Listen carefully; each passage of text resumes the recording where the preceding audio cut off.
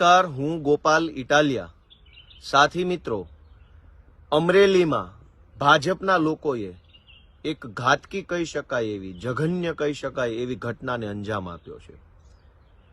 ભાજપના લોકોને સત્તાનો અહંકાર દિમાગ ઉપર હાવી થઈ ગયો છે, નશો ચડ્યો છે સત્તાનો, અને એટલે તેઓને કોઈ વિવેક બુદ્ધિ રહી નથી, તેઓને કોઈ ભાન સભાનતા રહી નથી કે તેઓ શું કરી રહ્યા છે। અમરેલીની અંદર ભાજપના બે ગ્રુપ વચ્ચે તાલુકા પ્રમુખ બનવાને લઈને ઝઘડો ચાલતો હતો પાર્ટીની અંદર। ભાજપનું એક ગ્રુપ અને ભાજપનું બીજું ગ્રુપ એ બંને અંદરો અંદર તાલુકા પ્રમુખ બનવા માટે ખેંચતાણ કરી રહ્યા હતા। આ ખેંચતાણને અંતે ખેંચતાણ ખૂબ વધી તો ભાજપના એક ગ્રુપે બીજા ગ્રુપના હોદ્દેદાર વિરુદ્ધમાં એક નકલી લેટર બનાવ્યો।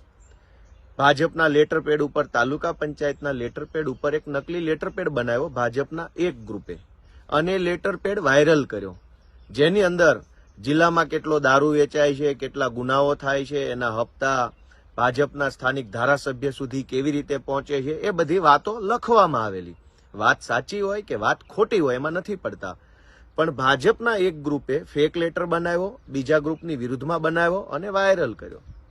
પોલીસે એની અંદર 3-4 આરોપીઓની ધરપકડ કરી। આ આરોપીઓમાં એક દીકરીની પણ ધરપકડ કરી। આ દીકરીની શું ભૂમિકા હતી? આ દીકરી ભાજપનું જે ફેક લેટર બનાવવા વાળું ગ્રુપ હતું, એ ગ્રુપના એક ભાજપના નેતાને ત્યાં ઓફિસમાં નોકરી કરતા હતા પગાર ઉપર। એક ગરીબ પરિવારની દીકરી છે, જે પોતાના પરિવારનું ભરણ પોષણ કરવા માટે, ઘર ચલાવવા માટે, મા બાપને સાચવવા માટે 2, 5, 10, 15 હજારમાં નોકરી કરે છે, ટાઈપિસ્ટ તરીકે, કોમ્પ્યુટર ઓપરેટર તરીકે। તો સ્વાભાવિક છે કે ભાજપના જે નેતાને ત્યાં દીકરી નોકરી કરે છે, એ નેતાએ કહ્યું હશે કે ભાઈ બેન, આપણે આવો એક લેટર ટાઈપ કરવાનો છે, કેમ કે નેતાને ટાઈપિંગ નહીં આવડતું હોય, દીકરીને આવડતું હશે, તો દીકરીએ નેતાના કહેવા પ્રમાણે લેટર ટાઈપ કરી આપ્યો। આ લેટર જ ફેક લેટર હતો। આ ફેક લેટર વાયરલ થયો।